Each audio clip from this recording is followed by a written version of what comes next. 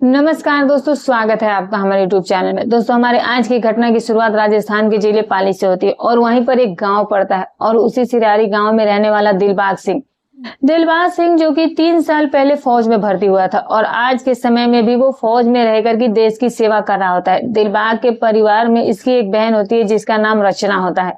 रचना जो कि इस समय अपनी 12वीं कक्षा की पढ़ाई कर रही होती है। रचना के अलावा दिलबाग के परिवार में इसका एक दादा भी होता है जिसका नाम चरण सिंह होता है। चरण सिंह के पास अपनी 2 एकड़ जमीन होती है और वो जमीन जो है वो चरण सिंह के ही नाम पर होती है और वो जमीन जो है दोस्तों वो सड़क के किनारे पर होती है। अब सड़क के किनारे होने की वजह से उस जमीन के जो दाम थे वो काफी ऊंचे हो गए थे। अब चरण जो था वो ये सोचने लग जाता है कि मुझे अपनी पोती के लिए कुछ ना कुछ तो जरूर करना है। अब चरण जो है वो देखते ही देखते अपनी 2 एकड़ जमीन को ऊंचे दाम में बेच देता है और 2 एकड़ जमीन को बेच करके वो 2 एकड़ जमीन और खरीद लेता है और अब उसके पास अच्छे खासे पैसे भी बच गए होते हैं। अब चरण ये सोचने लग जाता है कि मैं खेत का भी काम करेगा और साथ में 2 पशुओं को भी रखा करेगा।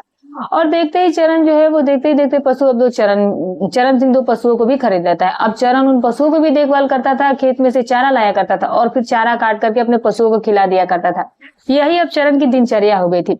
दूसरी तरफ जो उसकी पोती रचना होती है वो अपनी दादा की बहुत ही ज्यादा सेवा भी किया करती थी। वो अपनी पढ़ाई भी किया करती थी और साथ में घर के कामकाज भी किया करती थी और फिर कामकाज निपटाने के बाद जो खाली समय उसके पास बच जाया करता था उसमें वो हमेशा अपनी पढ़ाई पर ही ध्यान दिया करती थी।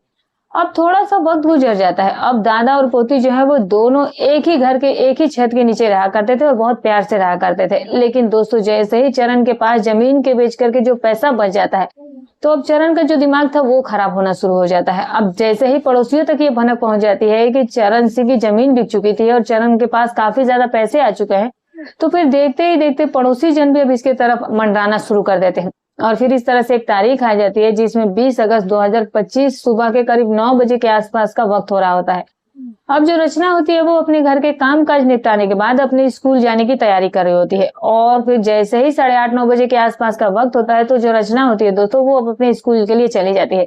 लेकिन स्कूल में जाने से पहले वो अपने दादा से कहती है कि दादाजी आप खेत में चले जाइएगा और चारा काट करके ले आएगा। और इस तरह से दादा भी इस बात को सुन चुका था और बोलता है कि ठीक है बेटा। और फिर जैसे ही देखते देखते सुबह के करीब 10 बजे के आसपास का वक्त होता है तो दादा जो है वो आज अपना चारा काटने के लिए खेत में नहीं जाता है बल्कि वो अपने घर के ही अंदर बैठ करके शराब पीना शुरू कर देता है।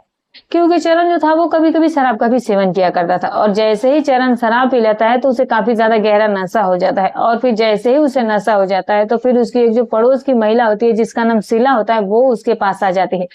अब शीला जो है वो चरण सिंह से जाकर कहती है कि मुझे अपने बच्चों के लिए फीस भरनी है तो मुझे 3000 रुपए की बहुत ज्यादा जरूरत है। अब जैसे ये बात चरण से कही जाती है तो जो चरण है उसका माथा ठनक जाता है।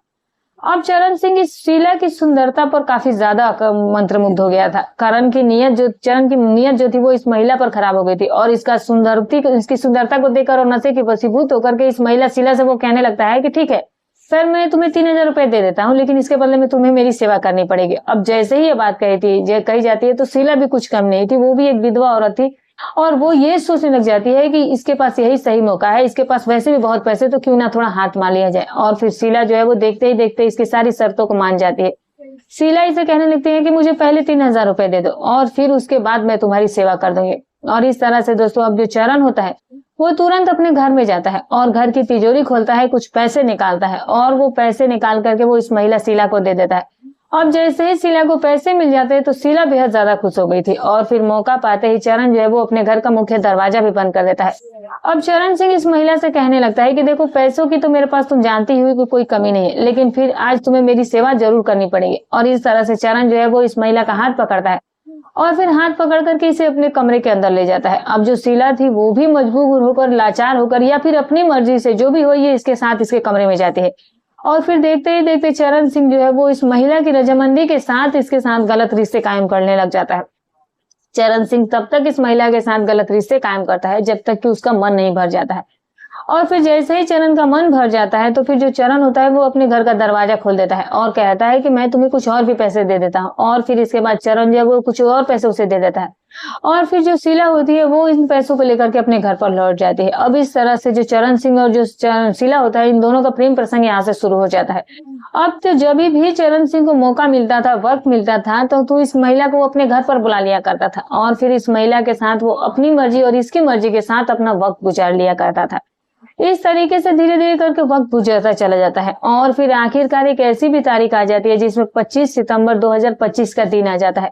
सुबह के करीब 8 बजे के आसपास का वक्त हो रहा होता है। रचना जो थी वो अपने दादा के लिए खाना तैयार कर रही होती है और फिर खाना तैयार करने के बाद वो अपने दादा को बहुत ही प्यार से उसे खाना भी खिला देती है और फिर अपने दादा से कहने लगती है कि दादाजी मुझे स्कूल में पढ़ाई करने के लिए जाना है। दादाजी कहता है कि ठीक है बेटा, फिर खूब मन लगा करके पढ़ाई करना। लेकिन रचना ये बात नहीं जानती थी कि आगे चलकर उसका दादा जो था वो उसके लिए कितना घातक सिद्ध होने वाला था।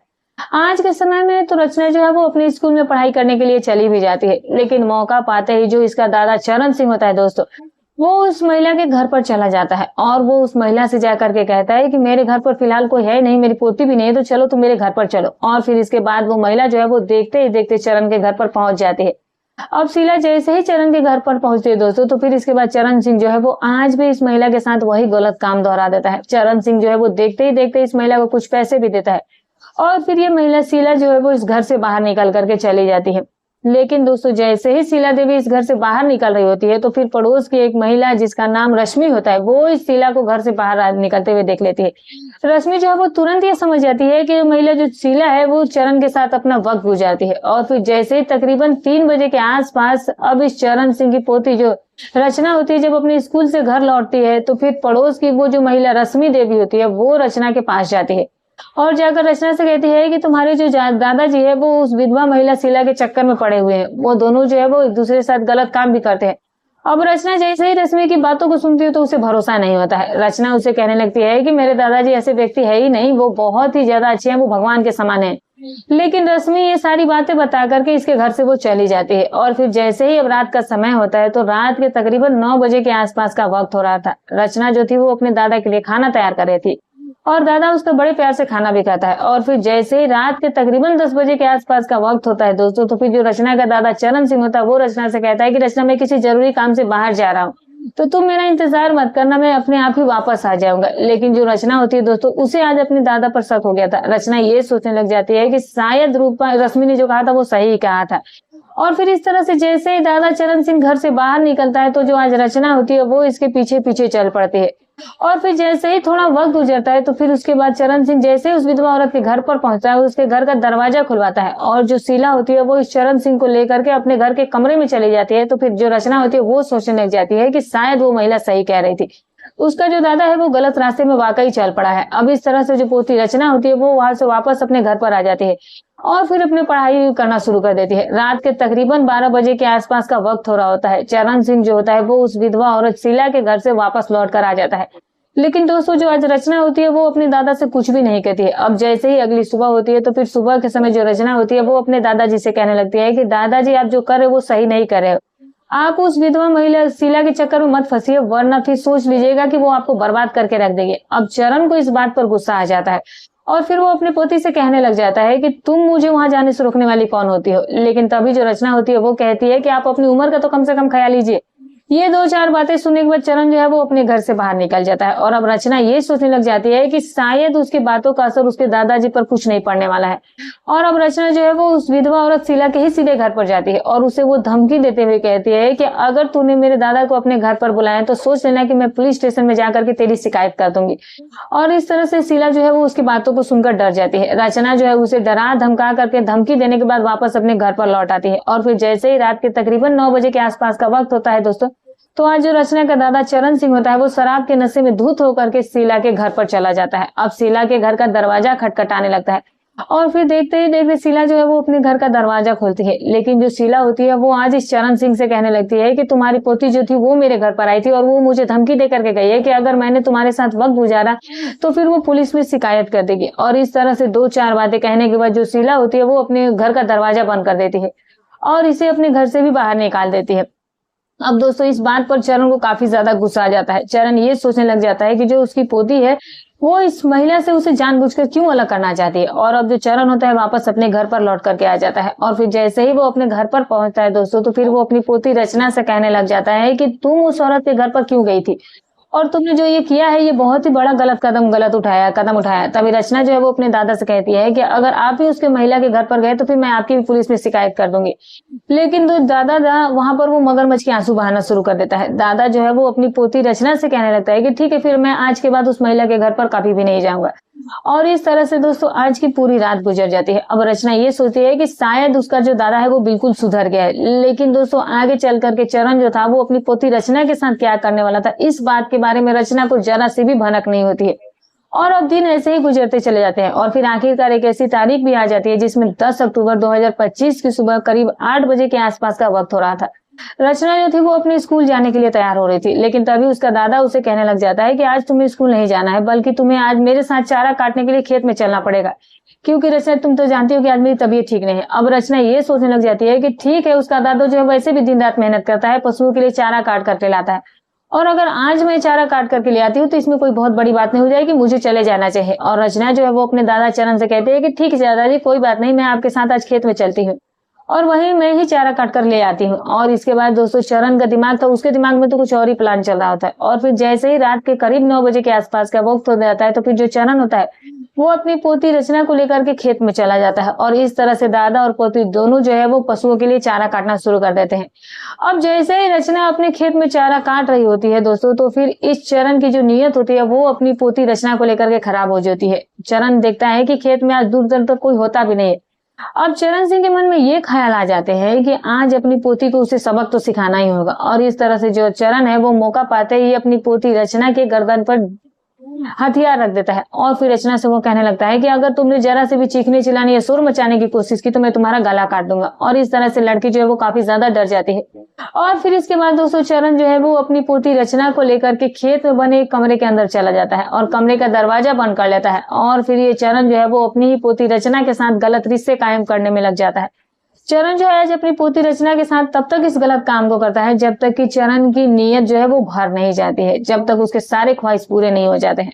और फिर जैसे ही चरण का ये सारा काम खत्म हो जाता है तो फिर वो रचना को छोड़ देता है और फिर रचना को वो धमकी देता है, कहता है कि अगर तुमने गांव में किसी भी व्यक्ति को कुछ भी बताने की कोशिश की तो मैं तुम्हें जान से मार दूंगा और घर से भी बाहर निकाल दूंगा। तुम तो जानती हो कि तुम्हारा जो भाई है वो तो फौज में ही काम करता है, तो वो यहाँ पर रहता भी नहीं है। अब इस तरह से दोस्तों इस लड़की को काफी डरा दिया जाता है, धमका दिया जाता है। और फिर बाद में चरण जो है वो अपने पशुओं के लिए चारा भी काटता है और साथ में अपनी पोती रचना से भी चारा कटवाता है।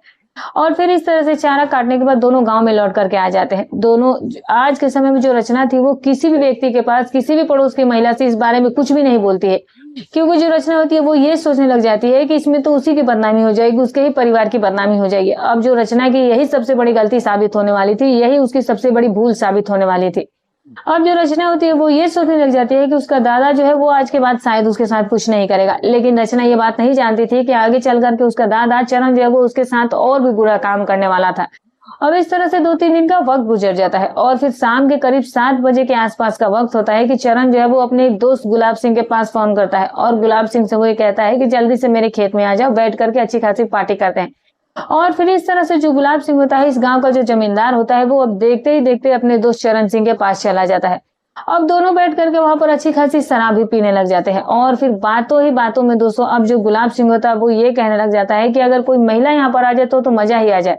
लेकिन तभी जो चरण होता है वो कहता है कि मेरी पोटी ने तो मेरा सारा काम ही बिगाड़ दिया था। मैं तो एक महिला के साथ अपना रिश्ता भी जोड़ चुका था, लेकिन मेरी पोती ने उस सारे खेल को खत्म कर दिया।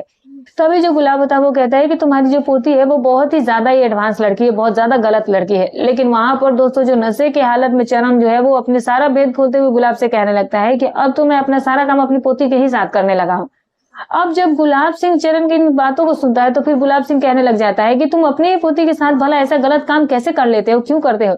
और फिर चरण सिंह जो है वो अपनी सफाई देते हुए कहता है कि उसने मेरे साथ गलत काम किया था, उसने मेरी ये काम छुड़वाए थे, इसीलिए मैं उसके ही साथ करने लगा हूँ। लेकिन दोस्तों यहाँ पर गुलाब की नीयत में भी कमी आ जाती है और गुलाब सिंह अब ये सोचने लग जाता है कि जब उसका दादा ही अपनी पोती के साथ गलत काम करता है तो अगर मैं उसके साथ गलत काम कर लूंगा तो फिर इसमें कौन सी बड़ी बात हो जाएगी। अब गुलाब जो है वो अपने दोस्त चरण से कहने लग जाता है कि ठीक है, फिर मैं भी तेरे साथ तेरे घर पर चलता हूँ। लेकिन दोस्तों नशे की हालत में चरण सिंह उसे कहता है कि फिर ठीक है, लेकिन इसके लिए तुम्हें पैसे देने पड़ेंगे। और फिर गुलाब जो है वो देखते ही देखते इसके सामने 20,000 रुपए रख देता है और फिर चरण को 20,000 रुपए का लालच आ जाता है। वो ये सोचने लग जाता है कि जब मैं उसके साथ गलत काम कर सकता हूँ तो फिर अगर गुलाब भी उसके साथ ये काम कर लेगा तो इसमें कौन सी बुराई है, क्योंकि इन दोनों का दिमाग जो था वो बिल्कुल ही सड़ चुका था, इन दोनों के दिमाग में गंदगी भर चुकी होती है। और इस तरह से दोस्तों चरण जो है वो आज रात के जैसे ही 9-9:30 बजे के आसपास का वक्त होता है तो फिर गुलाब को लेकर के अपने घर पर आ जाता है। और फिर अपने घर का दरवाजा खुलाता है और सीधे घर के अंदर चला जाता है। और फिर देखते ही देखते चरण जो है वो अपने घर का मुख्य दरवाजा बंद कर लेता है और फिर अपनी पोती रचना से कहने लग जाता है कि जल्दी से जाकर के हमारे लिए खाना लेकर के आओ। और फिर इसके बाद रचना जो है वो डरी सहमी इन दोनों के लिए खाना तैयार कर देती है। अब ये दोनों वहां पर बैठ करके खाना खाने से पहले शराब पीते हैं और जब इन दोनों को गहरा नशा हो जाता है तो फिर खाना भी खा लिया जाता है और तब तक रात के तकरीबन 10:30 बजे के आसपास का वक्त हो चुका होता है।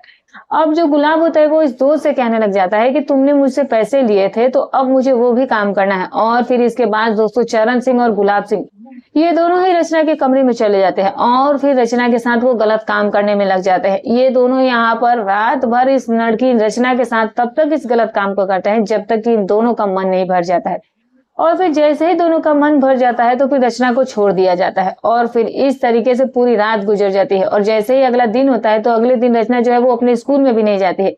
रचना ये सोचने लग जाती है कि शायद मुझे ये सारी बातें किसी ना किसी से बता देनी चाहिए। कई बार तो उसके मन में ये ख्याल आता है कि उसको पुलिस स्टेशन चले जाना चाहिए, लेकिन फिर अगले ही पल रचना को अपनी भाई की इज्जत का ख्याल आ जाता है। उसका भाई जो कि फौज में होता है जिसका नाम दिलबाग होता है उसके बारे में रचना जो है वो सोचने लग जाती थी। अब रचना जो है वो अपने भाई के बारे में ये सारी बातें सोच करके उसके जो कदम थे वो पीछे हट जाया करते थे, लेकिन यही सबसे बड़ी रचना की गलती साबित होने वाली थी, यही उसकी सबसे बड़ी भूल साबित होने वाली थी। दूसरी तरफ जो चरण सिंह और जो गुलाब सिंह होते हैं, अब जब भी उन दोनों को मौका मिलता था वो इस लड़की के घर पर आते थे, इसके साथ गलत काम करते थे और फिर बाहर निकल जाया करते थे। इसी तरीके से अब दिन गुजरते चले जा रहे थे और फिर आखिरकार एक ऐसी तारीख भी आ जाती है जिसमें 18 अक्टूबर 2025 का दिन आ जाता है। अब जो रचना का भाई दिलबाग फौजी होता है वो अपने घर पर दिवाली मनाने के लिए आता है और फिर जैसे ही शाम के 4 बजे के आसपास फौजी दिलबाग अपने घर पर पहुंचता है तो वो ये देखता है कि उसकी जो बहन है वो काफी ज्यादा मायूस है, लेकिन उसकी बहन जो थी वो दिखावा करने लग जाती है कि वो बहुत ज्यादा खुश है। लेकिन उसका भाई जो है वो उसका चेहरा पढ़ लेता है और फिर उसे पूछने लगता है कि आखिर बात क्या है, लेकिन उसकी बहन जो है वो आज के समय में उसे कुछ भी नहीं बताती है। वो ये सोच रही थी कि उसका भाई जो है वो अभी अभी आया है और उसे वो जल्द से जल्द पहले खाना खिला दे और फिर बाद में वो उसे अच्छे तरीके से बताएगी। और इस तरह से रचना जो है वो अपने भाई के लिए खाना तैयार करती है और अब जैसे ही खाना बन करके तैयार हो जाता है तो फिर वो अपने भाई को खाना खिला देती है और फिर इस तरह से देखते ही देखते भाई बहन जो है वो दोनों बात करने में व्यस्त हो जाते हैं। और अब देखते ही देखते वहां पर दोस्तों इस फौजी दिलबाग का जो दादा होता है जिसका नाम चरण होता है वो भी आ जाता है और फिर दिलबाग जो है वो अपने दादा चरण सिंह के पांव पकड़ करके पांव छू करके कहने लगता है कि दादाजी मैं 2-4 दिन की छुट्टी लेकर के ही यहाँ पर आया हूँ, बस आपके साथ दिवाली मनाना चाहता हूँ। और इस तरह से दादा चरण भी बहुत खुश हो जाता है, लेकिन चरण सिंह के मन में कहीं ना कहीं इस बात का भी डर छिपा हुआ था कि कहीं उसकी पोती जो है वो अपने भाई को कुछ बता न दे। और फिर इस तरह से चरण जो है वो वहीं पर बैठ जाता है, लेकिन वहां पर चरण सिंह को देख करके ये लड़की अपने भाई से उस वक्त तो कुछ भी नहीं कहती। और इस तरह से जैसे ही रात के तकरीबन 8:30 बजे के आसपास का वक्त होता है तो फिर जो चरण होता है फिर से अपनी शराब पीने के लिए अपने दोस्त गुलाब सिंह के बैठक में चला जाता है। और दूसरी तरफ रचना को भी मौका मिल गया था कि उसके भाई को वो सारी बातों के बारे में बता दे और अब जो होगा वो बाद में देखा जाएगा। और फिर हिम्मत करके जैसे तैसे करके जो लड़की होती है वो अपने भाई से लिपट कर रोना शुरू कर देती है। और फिर जैसे ही भाई फौजी दिलबाग सिंह अपनी बहन से पूछने लगता है कि आखिर बात क्या है, मुझे पूरी बात बताओ। और फिर इसके बाद फौजी दिलबाग की बहन जो रचना होती है वो अपनी पूरी कहानी शुरू से लेकर आखिर तक अपने भाई दिलबाग को सुना देती है। और दिलबाग जब बहन की इन सारी बातों को सुनता है तो वो गुस्से से पागल हो जाता है। अब फौजी दिलबाग जो है वो ठंडे दिमाग से काम लेता है और कहने लग जाता है कि इस बात का बदला जरूर लिया जाएगा। और फिर इस तरह से फौजी दिलबाग जो है वो तुरंत अपने दोस्त दीपक के पास फोन करता है। अब दीपक जो था वो इस गांव के मुखिया का बेटा होता है और फिर इसका बहुत अच्छा दोस्त भी होता है।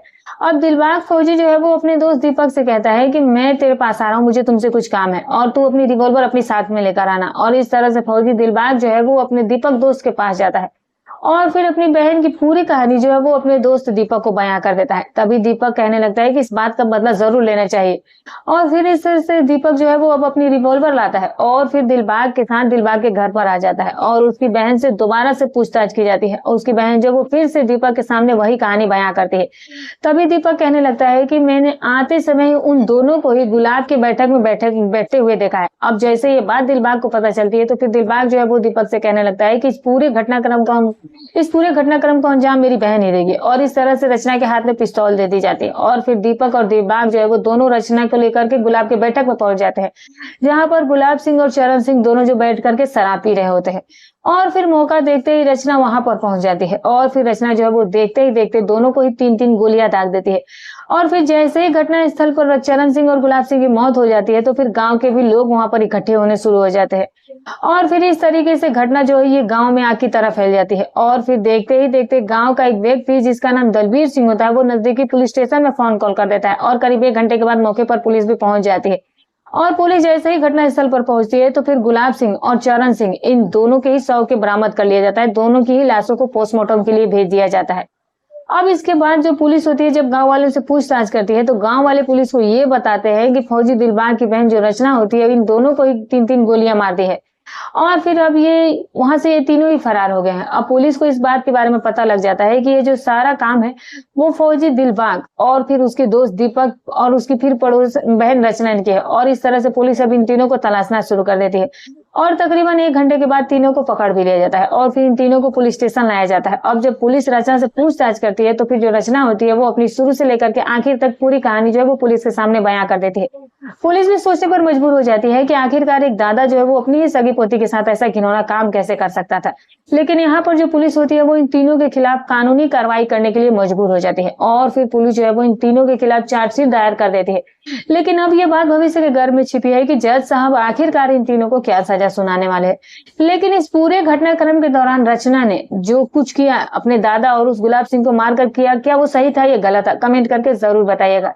तो दोस्तों ये रही कहानी। तो दोस्तों हमारी कहानी सुनाने का उद्देश्य किसी की भावनाओं को ठेस पहुंचाना नहीं, ना ही किसी के दिल को आहत करना है, बस केवल आपको सतर्क करना है, आपको जागरूक करना है। तो फिर मिलूंगी कल एक और नई रोचक कहानी के साथ। तब तक अपना और अपने परिवार का